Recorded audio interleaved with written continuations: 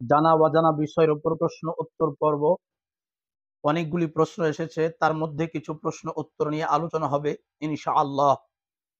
প্রথম নাম্বার প্রশ্ন, খাতনার খানা দেওয়া ইসলামে জায়েজ আছে কিনা। 2 নম্বর প্রশ্ন, ফজরের সুন্নাত না পড়া হলে ছুটে যাওয়া সুন্নাত কখন আদায় করব। 3 নম্বর প্রশ্ন, সিজদায় নাক জামিনে না দাবলে নামাজ হবে। 4 নম্বর প্রশ্ন, ইমাম সাহেবের বিয়ে না হলে তার পিছনে নামাজ পড়া যাবে কি। 5 নম্বর প্রশ্ন, পুরুষ মানুষের হাতে পায়ে মেহেদি লাগানো ইসলামের হুকুম কি। হুজুর হাওয়ালা সহ উত্তর দিলে খুশি হব। প্রিয় দর্শক, যেসব প্রশ্নগুলি এসেছে এটি গুরুত্বপূর্ণ বিষয়, আমাদের জানার প্রয়োজন আছে। প্রিয় দর্শক, প্রশ্ন নাম্বার 1, ফজরের সুন্নাত জামাত ছুটে যাওয়ার ভয়ে সুন্নাত না পড়ে জামাতে শামিল হলেন। জামাতের পরে সূর্য উদয় হওয়ার আগে নামাজ পড়া যাবে না। সূর্য উদয় হওয়ার 25 মিনিট পরে ছুটে যাওয়া সুন্নাত আদায় করে নেবেন। ফতোয়ায়ে তাজুশ শরিয়া, খণ্ড নাম্বার 3, পৃষ্ঠা নাম্বার 38।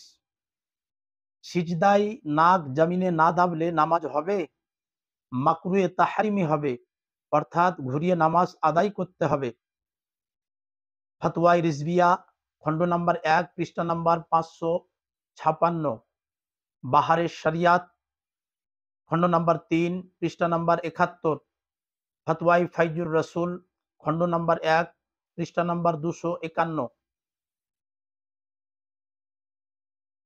3 নম্বর প্রশ্ন, ইমাম সাহেবের বিয়ে না হলে তার পিছনে নামাজ পড়া যাবে কি। প্রিয় দর্শক, ইমামতি করার জন্য, ইমাম হওয়ার জন্য বিয়ের কোনো শর্ত নাই, অবশ্যই ইমামতি করা যাবে।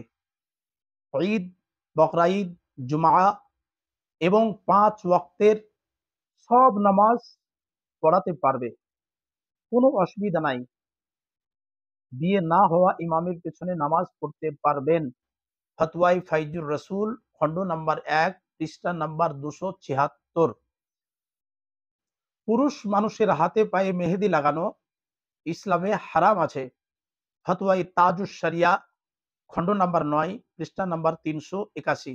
আসুন প্রিয় দর্শক, শেষের প্রশ্নের উত্তর, খাতনার খানা দেওয়া ইসলামে জায়েজ আছে কিনা।